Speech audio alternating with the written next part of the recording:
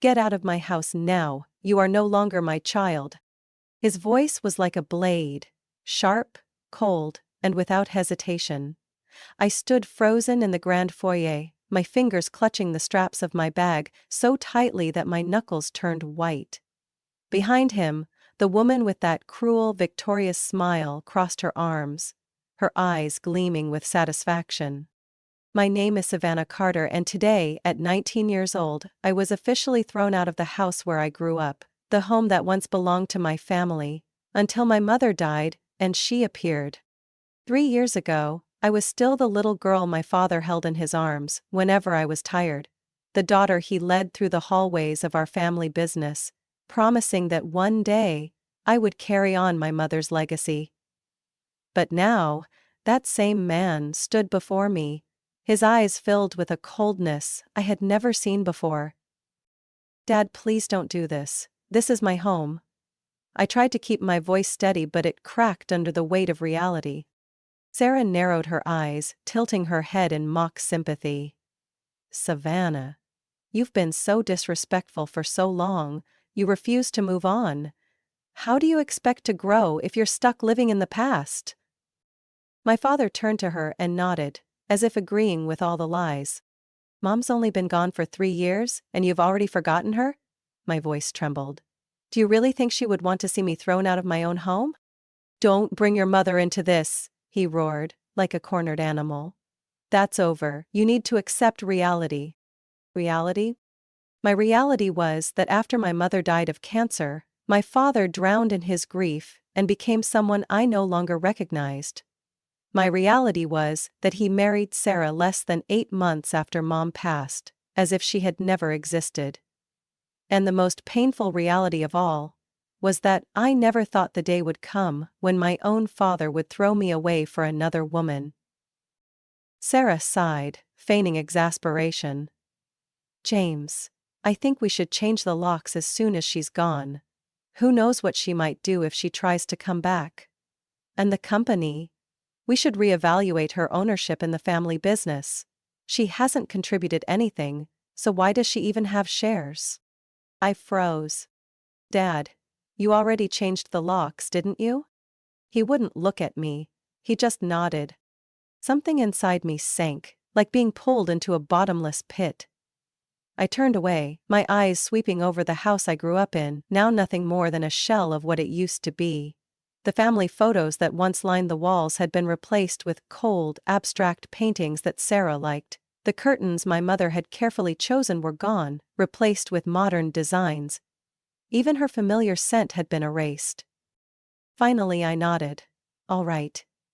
If that's what you've chosen, I'll go. But remember, you are the one pushing me out of your life. And one day, you'll regret it." Sarah scoffed. "Don't flatter yourself, Savannah. Life will go on just fine without you." I didn't respond. The tears burned at the back of my throat, but I refused to let them see me break.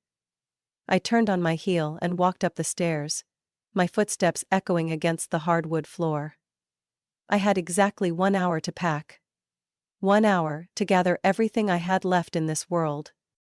My bedroom was the only thing untouched in this unfamiliar house, but I knew it wouldn't be for long. Soon, it would probably be turned into a home gym, or maybe a personal spa for Sarah. I opened my closet, pulling out an old suitcase and stuffing in the essentials: my laptop, clothes, important documents. I rummaged through my desk, finding the small box where I kept my mother's jewelry, the only thing she left me before she passed. A message popped up on my phone screen. "How's it going? Need me to come get you?" Marcus. I took a deep breath, trying to keep my hands from shaking as I typed back. "It's real. I'm being kicked out. Can I crash at your place for a few days?" "Are you kidding? I already told Mom to get a room ready for you. Get out of there. Don't let those bastards see you cry." A bitter smile tugged at my lips. At least someone hadn't turned their back on me. When I dragged my suitcase down the stairs, Sarah didn't bother hiding her smug grin. My father said nothing. No goodbye. Not even a final glance. I opened the door, stepped out of the house that was once mine, and never looked back. The rain began to fall. a new chapter in my life had begun, and I would write it my way. Marcus was already waiting when I stepped out into the cold rain, my suitcase dragging across the damp concrete. His old car was parked by the curb, engine still running. I tossed my suitcase into the trunk and slid into the passenger seat, the blast of cold air from the AC hitting my face, but it still couldn't chill me as much as the bitterness swelling in my chest. Marcus glanced at me, his face full of concern. "Do we need to go back and break a few windows?" he asked, half joking, half serious. I let out a laugh, dry and humorless. "No.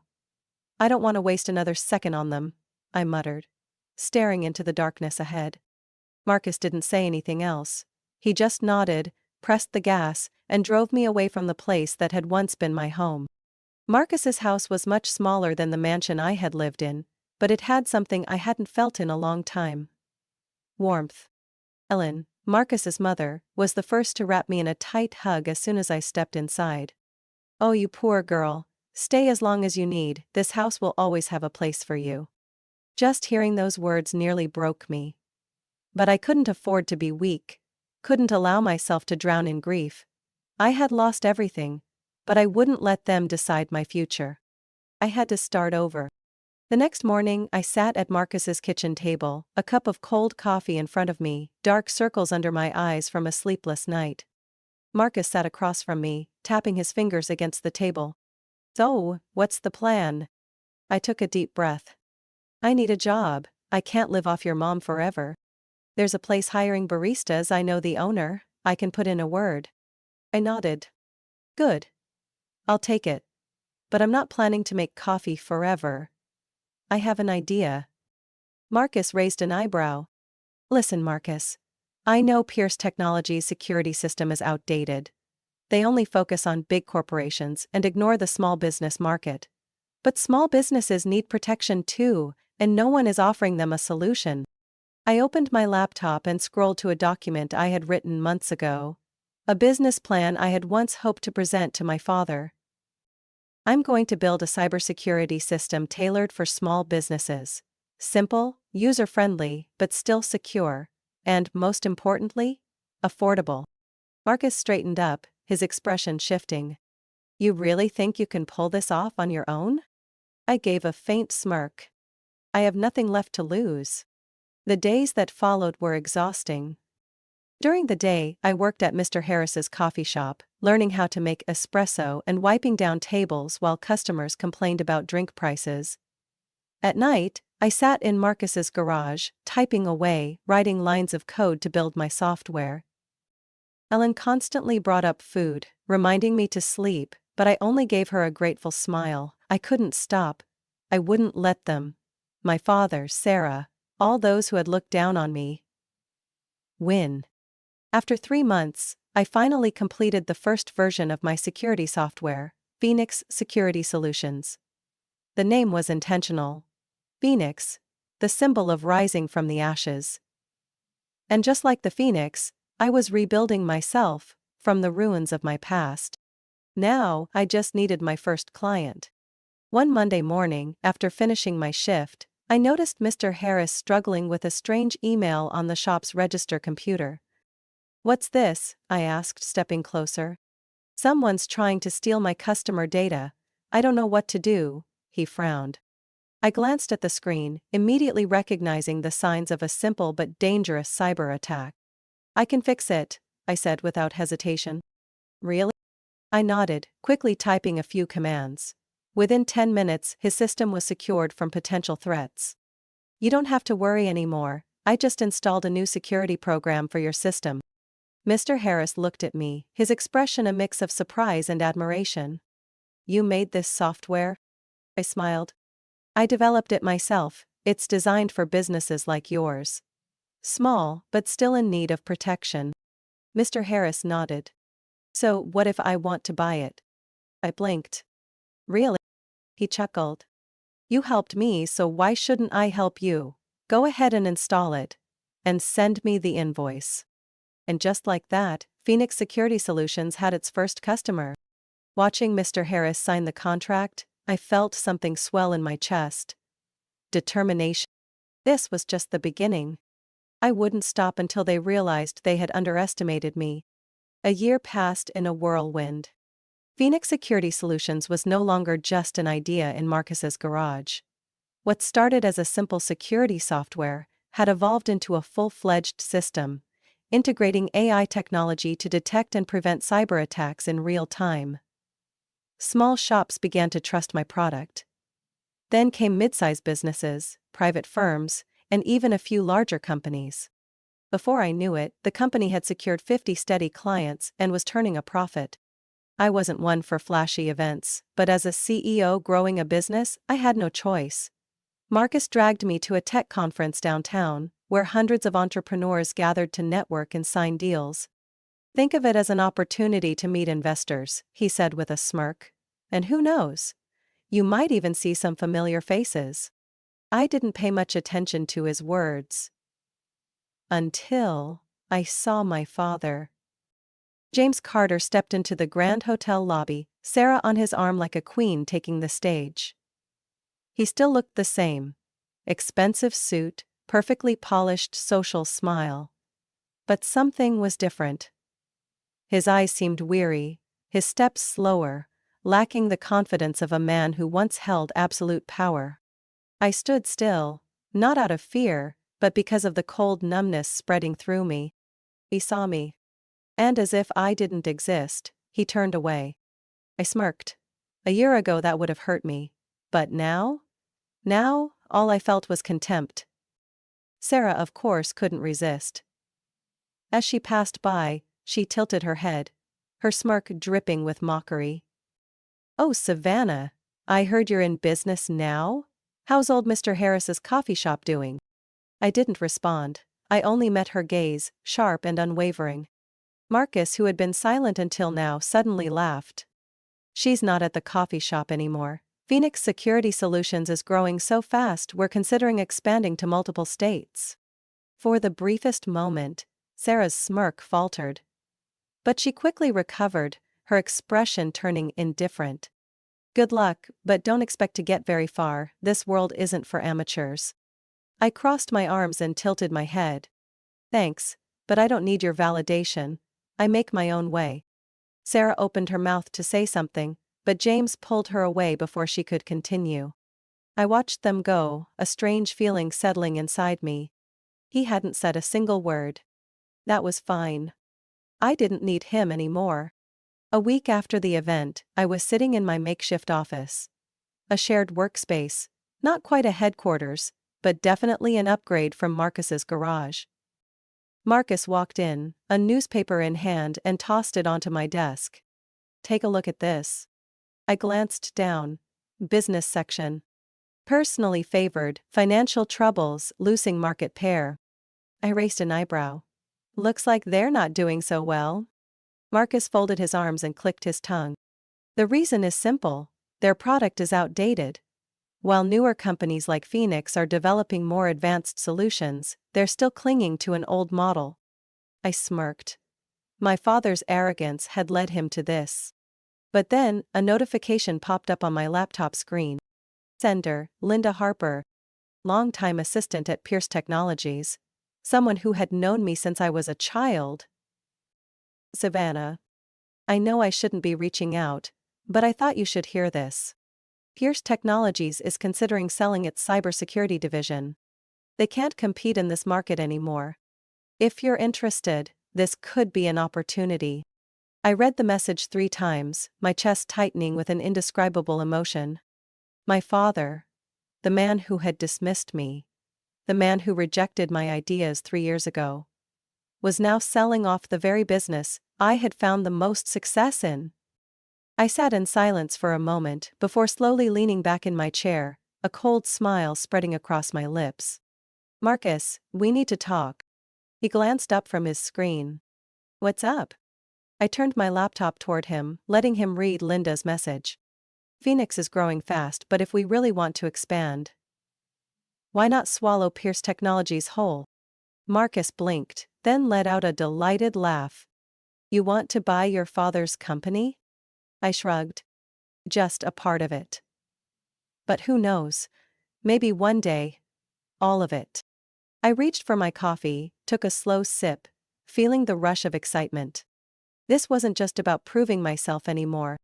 This was about flipping the entire game. 3 years. 3 years since I walked out of that cold, lifeless mansion under the pouring rain. 3 years since I dragged my suitcase into Marcus's home, starting over with nothing but my determination.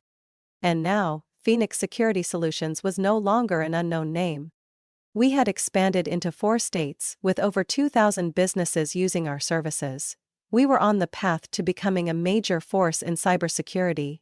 The company was now valued at over $75 million. And most importantly, we had become a direct competitor to Pierce Technologies. I stepped into the grand ballroom of the Grand Sterling Hotel, where this year's Tech Innovation Awards were being held.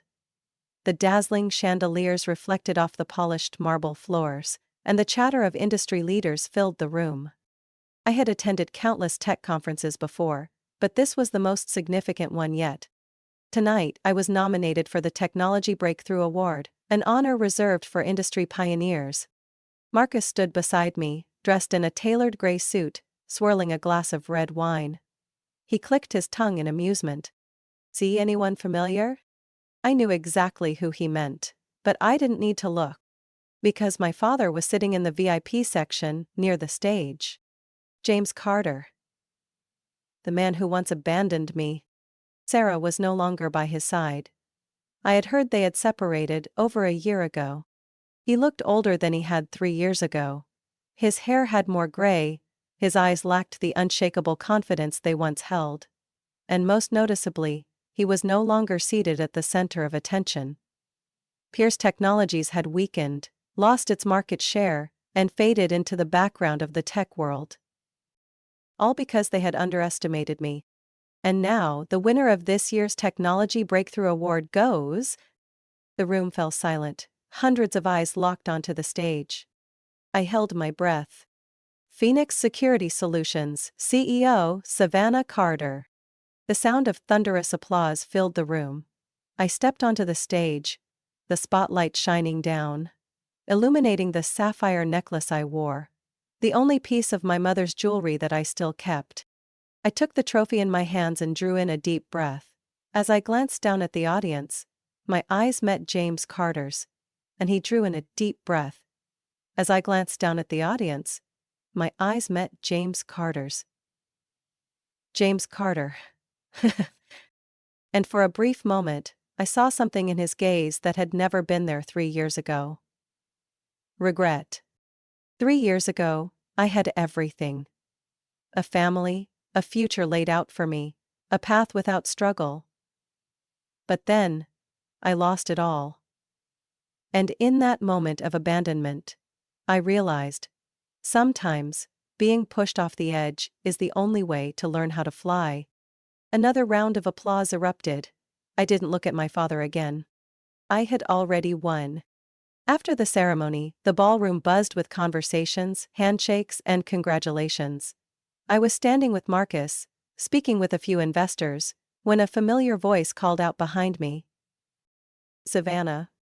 I turned around. James Carter stood there. No longer the arrogant man from 3 years ago. Just a middle-aged man, quietly facing the daughter he had cast out of his life. "Congratulations," he said, his voice lower, slower than I remembered. I didn't respond immediately. "Thank you." My tone remained neutral. James took a deep breath, as if summoning all his courage to say the next words. "I'd like to see you, to talk." Marcus tightened his grip on his wineglass, glancing at me with a questioning look. I could feel my heart beating faster. 3 years. 3 years of silence. And now, when I had already made it on my own, now he wanted to talk? I lifted my head, meeting his gaze directly. "Way now?" James swallowed hard, looking down for a moment before meeting my eyes again. "Because I was wrong. And I don't want to lose you forever." I let out a quiet laugh. But there was no warmth in it. "I'm not sure I'm the daughter you remember anymore." James closed his eyes for a brief second, then opened them with an honesty I had never seen before. "I don't expect you to forgive me right away. I just ask for one meal to explain." I was silent for a moment. Marcus lightly touched my hand, a reminder that I didn't have to decide right now. But I already knew my answer. I have a meeting on Monday. If you want to talk, my assistant will schedule it. I gave him one last glance before turning away. This time, I was the one leaving him behind. I thought long and hard before agreeing to meet him. The meeting was set at Marcello's, a small Italian restaurant tucked into the corner of the city, one of my mother's old favorites. I remembered the evenings when I was little, sitting at this very place, watching my mother order her favorite pasta, while my father laughed, his face beaming with pride as he watched me play with my garlic bread. But that was a memory of a family that no longer existed. Today, I wasn't returning as a daughter wrapped in the warmth of her parents' love. I was returning as a successful woman, meeting the man who had once cast her out. When I stepped inside, James Carter was already seated in the corner, dressed in a neatly pressed black suit. Yet something about him looked worn, as if the weight of the past 3 years had left visible marks on him. I pulled out a chair and sat across from him, saying nothing at first. He studied me for a long moment before exhaling slowly. "Thank you for coming." I simply nodded, lifting my glass of water but not drinking from it. He hesitated, as if trying to find the right words. Finally, he set his knife and fork down, lacing his fingers together, eyes fixed on the wooden table. "I've separated from Sarah." I wasn't surprised. I had heard about it before. But I wanted to hear it from him. "The reason?" I asked, my tone neutral. James swallowed hard, then spoke slowly. "She betrayed me." I let out a small laugh. "Really? And you just found out now?" His lips pressed into a thin line, but he didn't get angry like he used to. There was only exhaustion. I had my suspicions for a while, but I didn't want to face it. I leaned back in my chair, crossing my arms. "So why did you finally decide to separate?" James sighed, as if he no longer had the strength to hide the truth. "Sarah didn't just betray me in our marriage, she manipulated the entire company. She had been involved with one of Pierce Technologies' major shareholders for over a year. Together they pushed me aside, making reckless decisions that drove the company downhill." I raised an eyebrow. "So you finally realized you were being used?" He nodded slowly. "I was wrong. I was wrong from the very moment I threw you out. I'm sorry." I didn't respond right away.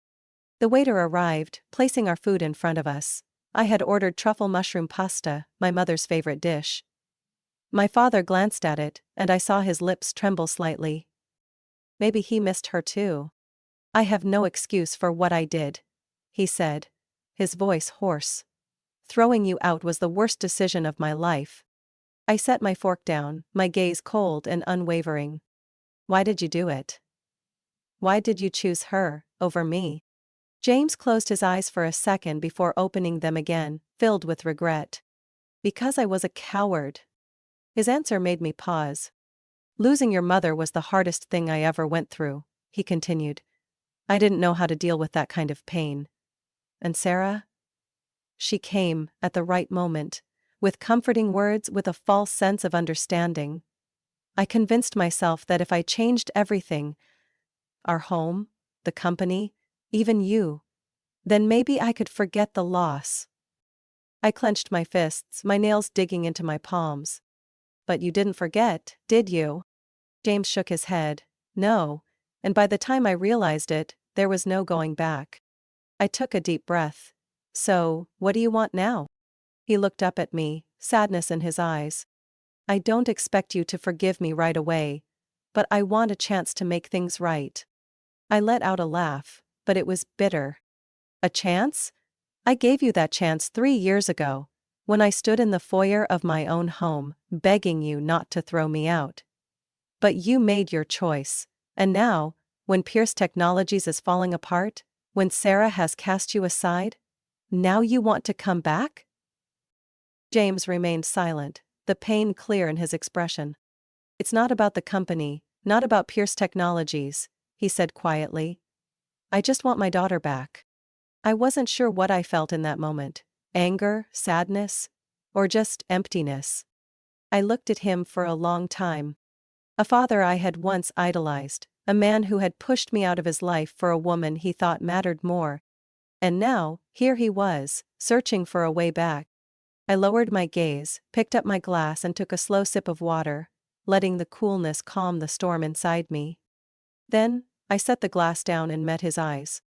I don't know if I can forgive you, but I'll think about it.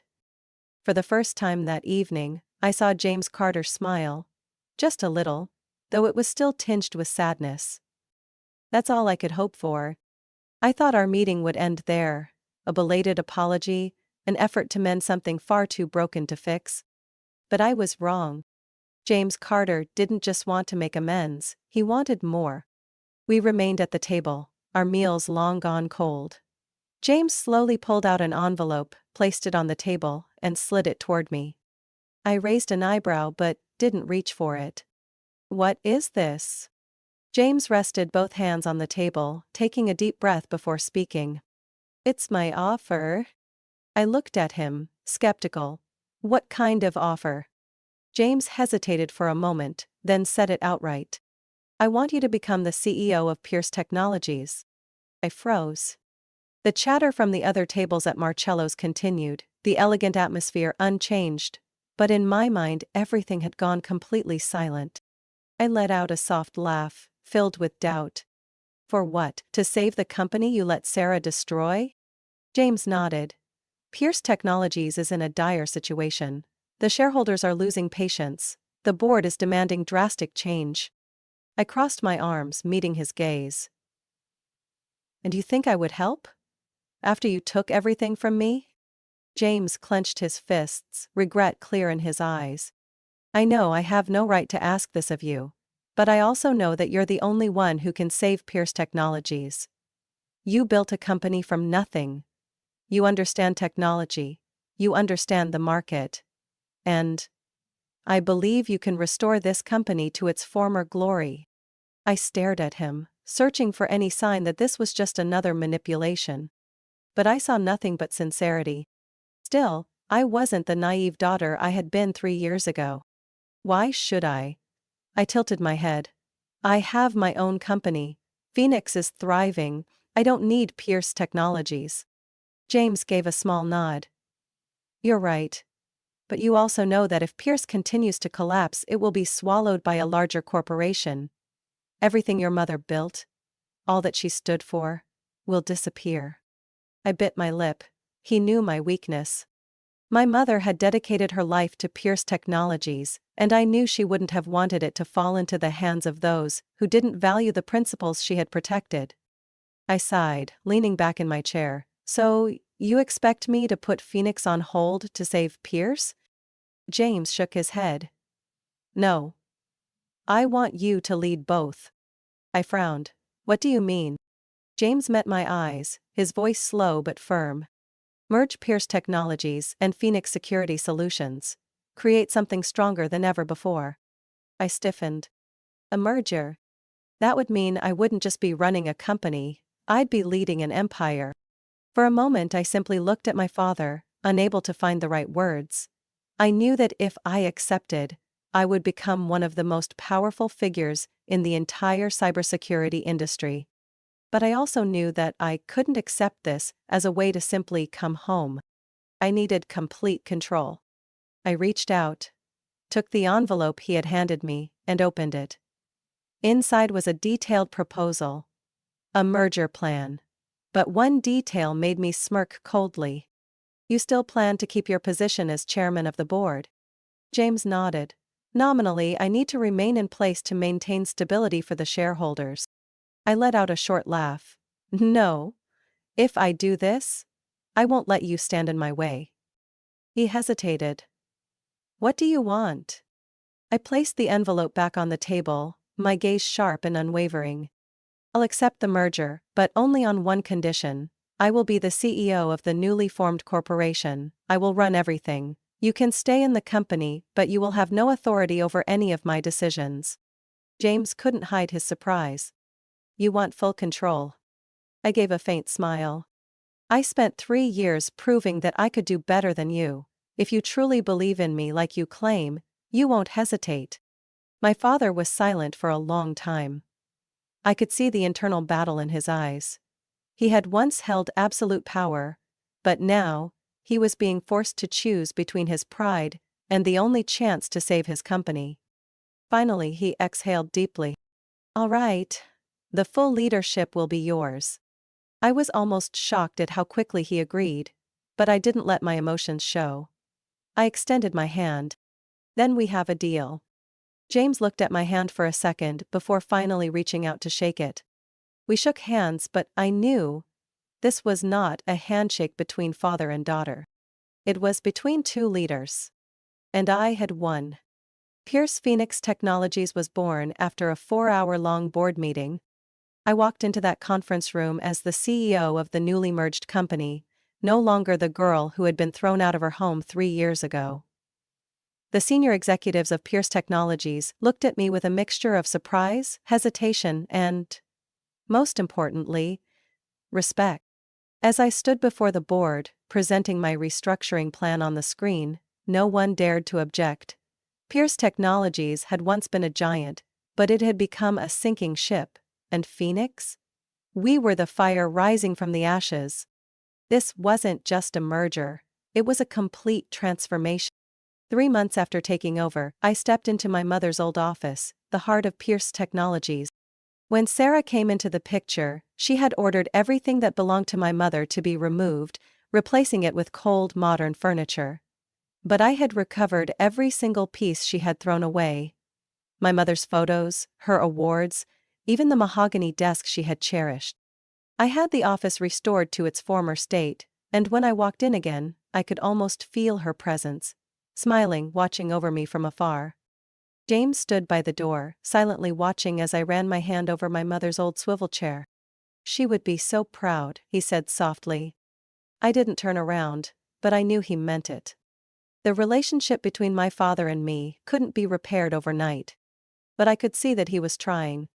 We started having Sunday dinners together.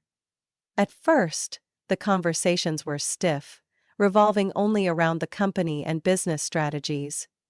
But slowly, other topics emerged. Memories of my mother, stories from when our family was still whole. One night, during dinner, James set down his utensils, looking at me for a long time before speaking. I will never deserve forgiveness, Savannah. But I will spend the rest of my life making it up to you. I didn't respond right away. I had held on to resentment for years. But now, standing in the position of a leader, I understood that regret could destroy a person, even more than betrayal ever could. I don't know if I can ever completely forget the past, I admitted. But I'm willing to try. James gave a small nod, and for the first time in a long while, I saw him smile. Late one night, while organizing my office, I found a small wooden box in my mother's drawer. Inside was an old leather-bound journal, the one she had used to document her journey in building the company. I opened the first page. Under the soft glow of my desk lamp, her familiar handwriting appeared before me. Savannah, if you're reading this, it means you've found your own path. Success is not about proving others wrong. Success is about building something meaningful, a legacy you can be proud of. I blinked, my eyes stinging slightly. For 3 years, I had fought to prove my father wrong, to make him regret abandoning me. But as I sat there, now the CEO of a company stronger than ever, I realized my mother had been right. I hadn't succeeded because I wanted to defeat someone.